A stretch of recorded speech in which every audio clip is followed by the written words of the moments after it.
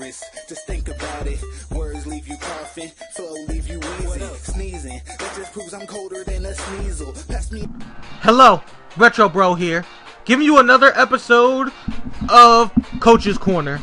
And today I am with my son, Sharo Shadow. So, he's actually a bigger fan of the NU tier, so we decided to make a team with NU. And one of his favorite Pokemon down there are Muck. So since it's his favorite Pokemon, we went ahead and made a team that went around Muck.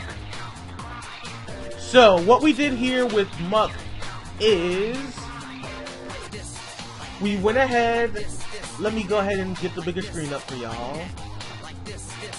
Well, actually we can do it from here just fine. What we did with Muck was, we actually put 144 into his HP, 108 into his attack, that way his attack was a perfect 300, and 252 into his defense to maximize it.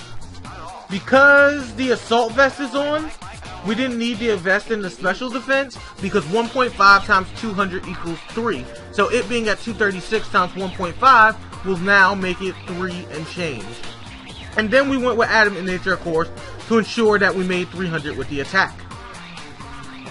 Now, if you look at the move list here, we went with Poison Jab because it is stab. Shadow Sneak for priority in any situation that you would need to use it.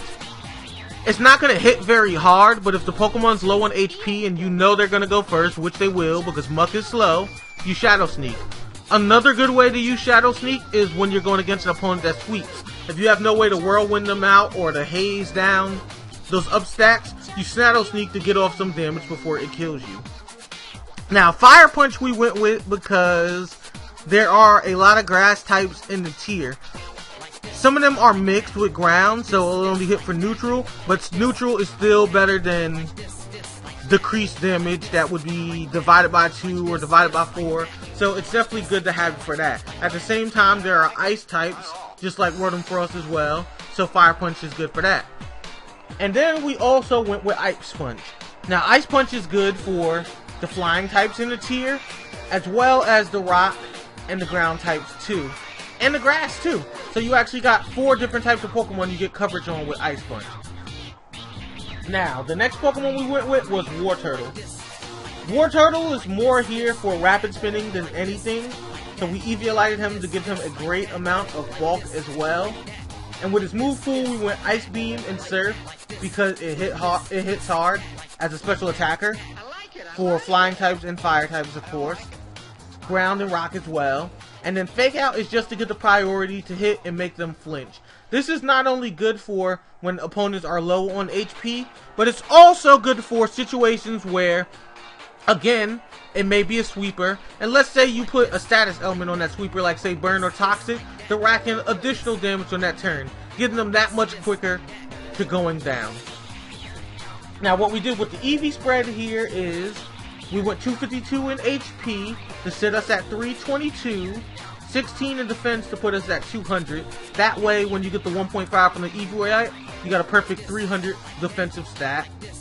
224 EVs in the special attack, putting us at 244. And then 16 in special defense, putting our special defense at 200. Then with the 1.5 from the Eviolite, a perfect 300 like the physical defense. Making a very powerful physical and special wall for the NU tier. And then of course the nature is modest, just to boost that attack just a little bit more. Take it easy. The next Pokemon we are going to go into is Rotom Frost. So what we did with Rotom Frost was we went with the substitute set because it's nice and gimmicky.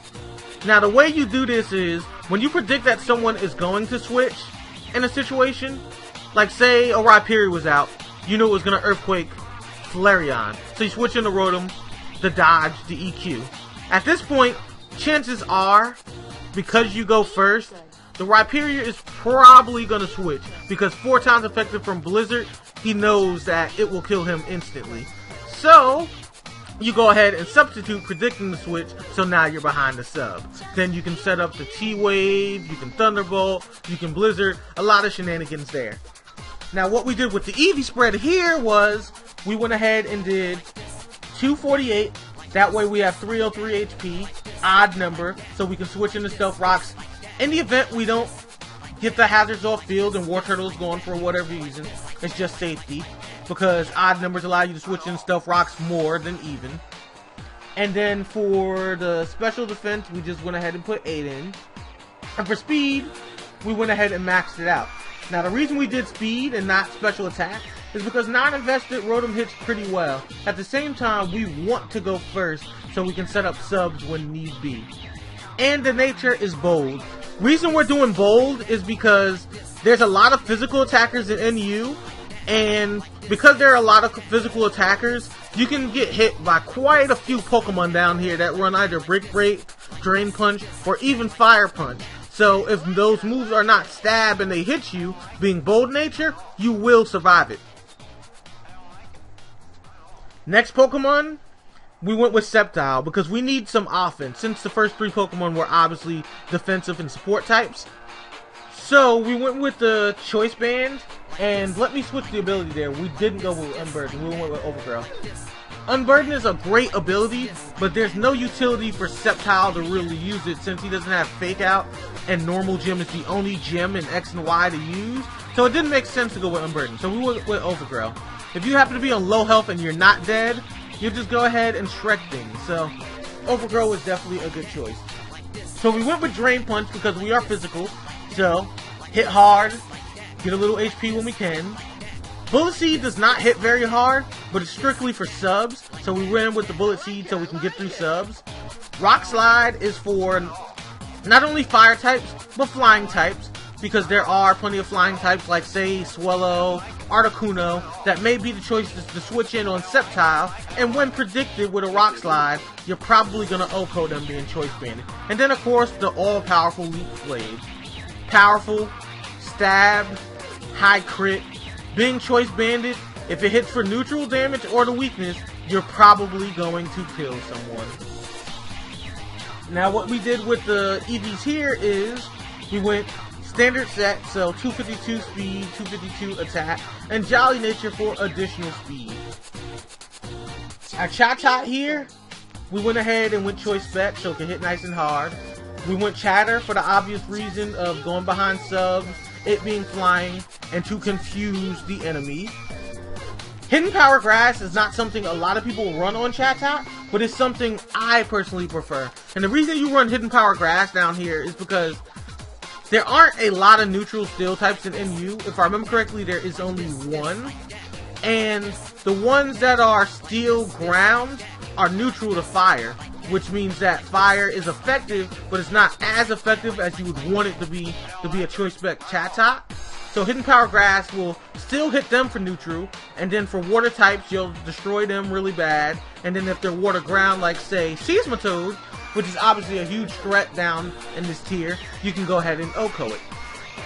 Now, the only reason we picked U-Turn is because, 1, we really didn't have a 4th move that we really needed, and then 2, it's really just for a double switch, which 9 times out of 10, we really shouldn't have to use U-Turn for absolutely nothing. So, in the event that 10% of the chance happens, this is the way the scenario normally plays out. You go into Chatot, say maybe after a Pokemon dies, as a revenge kill to take out something. In this particular case, let's say you switched into Chatot, not on a revenge kill, but just to go ahead and destroy something. Like, let's say it's a grass type. It's a grass type, you switch into Chatot. You take your damage, it didn't hurt you very hard because you resisted it, and now you want to set up to hit it this next turn. But let's say somebody predicted that you were going to switch, and instead of attacking you, actually switched, instead of you taking the damage from what you predicted to be the attack. So in this case, instead of taking the grass attack and resisted damage, in this scenario, you're actually having your opponent double switch. So if they double switch, instead of hitting you with the grass attack that you would resist, you're now going against a different Pokemon. Now, let's say in this case, you're against a Pokemon and you need to switch. Instead of hard switching, you U-turn. Now, this scenario doesn't really happen too much. So in most cases, you're not going to use U-turn. But again, in the event that you switch into attack, predicting the hit, and they chose the double switch, predicting that you may have done that, you have the U-turn to go ahead, hit them, and switch. because Chatot very fast. So a lot of times when you decide to use it, it probably will outspeed most Pokemon. So looking at the EV spread here, we went ahead and went max special attack, max speed. For obvious reasons, like we said, Chatot is fast.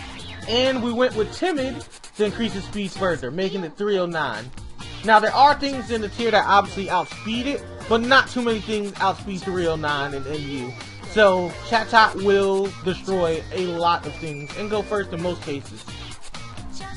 Now Flareon here is actually standard gut set for the most part. The only real difference I would say with my gut set is I like to run quick attack for priority for emergency cases, which I don't see too many people do with Flareon, but I feel that it works for that particular reason. You have some people run Flame Charge, I guess, for the speed, but it doesn't hit very hard and you have Toxic on you. So, in my opinion, you might as well just take the recoil, do a Flare Blitz, and kill what you're hitting. Now, because this is, for the most part, standard set, we went ahead and we went max attack and max speed. And then we just put 4 in the special defense because your physical defense isn't that great to begin with. So that extra point really wouldn't do too much. And then the nature is Jolly to further increase your speed. Alright, Sorrow, so now that we went over the team, can you go ahead and get into a battle for us and then send me the link?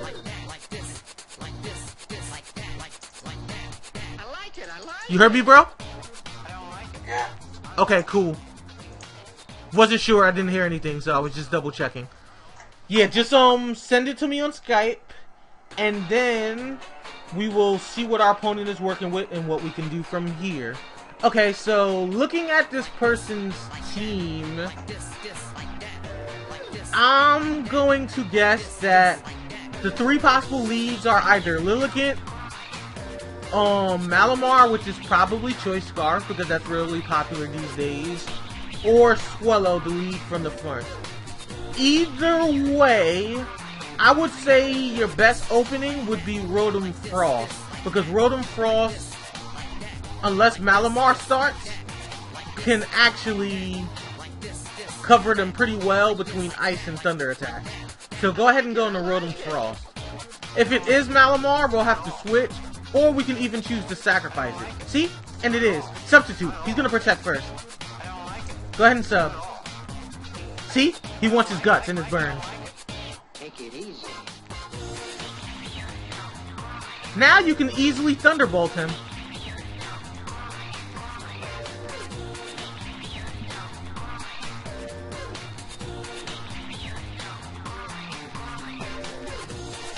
He's thinking out his moves, but you got him in a good position.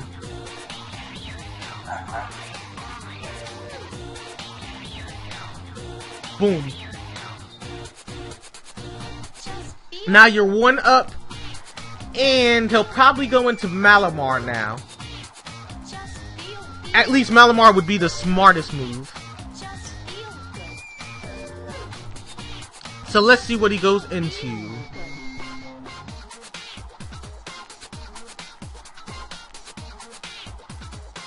Malamar it is. Okay, now you really don't have anything that goes into him too well, so try to T-Wave Malamar before he kills you if you can, just to slow him down. Nice. Okay, this time substitute.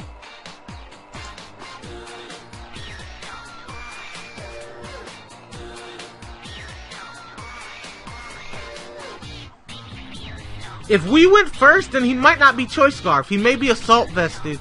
We'll find out in a minute, but we still need to sub for safety.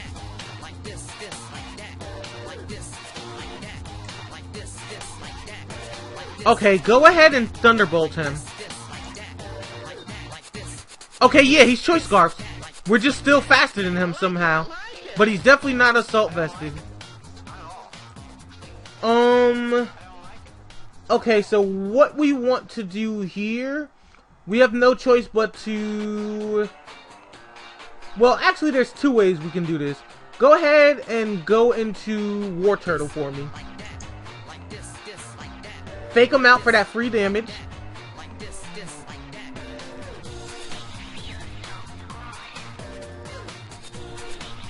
And thanks to being paralyzed, let's go ahead and surf. Oh, he's running leftovers? So he's not scarfed? Oh, well then this is going to be easy. Surf him one more time. He's running a terrible set on Malamar. We're good to go.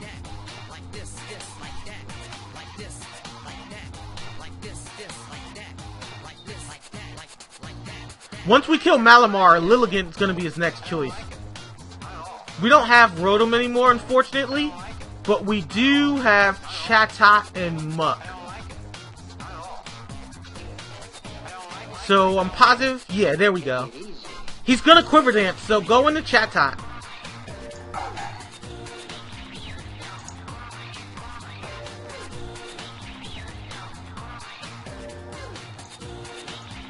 Go ahead and Boom Burst. This should still hit really hard. Hopefully he doesn't have Sleep Powder. Of course he does. Okay, that's fine. Go into Muck. He might be setting up his special attacks, but we can still hit him on the physical side. Go ahead and Poison Jab. Aren't you glad he's Assault Vested?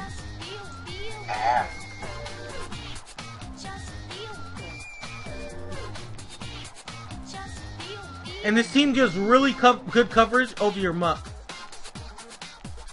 He has a hard time deciding what he wants now. Okay, if he wants Regice, let's go ahead and go into Flareon.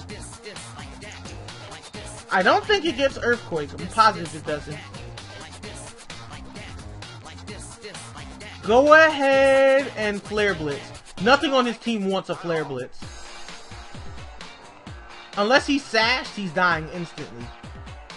Because Regice doesn't get Sturdy. I just checked it. It only gets Clear Body and Ice Body. So go ahead and Flare Blitz him. Nothing he has wants it. So if he switches out, it dies. If he stays in, it dies. No matter what he picks, one of those three is dying to this Flare Blitz. You're in a really good position right now. You have this game in the bag. There's really no way you can lose from this point on.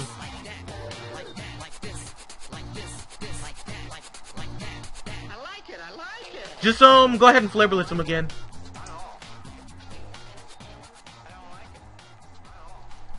His last Pokemon is Bug Flying, so go ahead and go into Muck.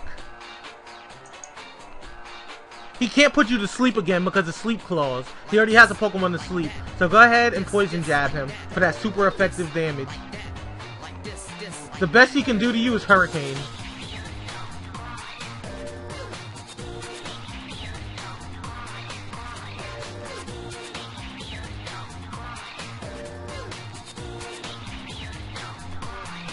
By the way, man, you can talk. You don't have to be quiet and shy, man. Okay. This is our video. You're really quiet. I just think I was like talking.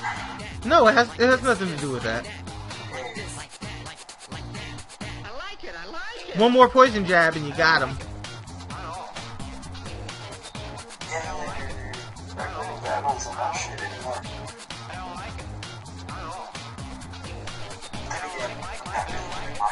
Take it easy. Well, you did. I mean, we took time to build this team before we started the recording. And I mean, you have a good taste in a favorite Pokemon. You like Muck, and Mucks are very powerful. Should I use a priority now? Because you're still going first. You're just confused. So go ahead and Poison Jab, and if the confusion doesn't hit you, then you'll win. The video only uses that last turn. Oh, that's right. He Quiver Dance. Okay, then yeah, go ahead and Shadow Sneak. Feels good. It's fine. We kind of knew that was gonna happen. What we want to do here is, go ahead and go into War Turtle. We're gonna fake out for additional damage real quick before he kills us. Now try to go for an Ice Beam, but he should go first and kill us. Okay, we knew that was gonna happen. That's fine. Now go into Sceptile. We're using is this. What moves do we have on them? Drain Punch, Bullet Seed, Rock Slide. Go for Rock Slide. Okay, he actually halves us now because Chatot is asleep. You're gonna have to put him in and he sleeps, so there's really nothing you can do. You can go for a Boom Burst and hope he wakes up, but Oh, he's being dumb. What a fool. He got greedy. And we took the game. So, honest opinion, how do you like this team? Because this team is for you. So I wanted to make sure it was competitive so it can help, but do you like it? I like it enough to try and remake it in my X and Y. Nice, so you do like it then. Okay, cool. That's all I wanted to make sure of. It was great to have you on Coach's Corner, man. Thanks for having me. No problem. Well, this will conclude Coach's Corner for today, everyone. If you guys like the series, like, comment, subscribe. Let me know in the comment section that you'd love to see more episodes. Also, if you don't have a Twitter in the comment section, you can let me know, hey, Retro, I'd love to do a Coach's Corner. We'll try to get everything arranged so we can keep in contact. And then hook up on Showdown to try to get you into a Coach's Corner. And if you're on Twitter, of course, you can hit me up there. Like, hey, Retro, I want to do a Coach's Corner. And we'll get everything coordinated. Also, I will have Sorrow in the comment section, so you guys can check out his Twitter page. You can ask him for battles, hang out with him. He's a really cool guy. And as usual, I've been Retro Bro, and I'm signing out.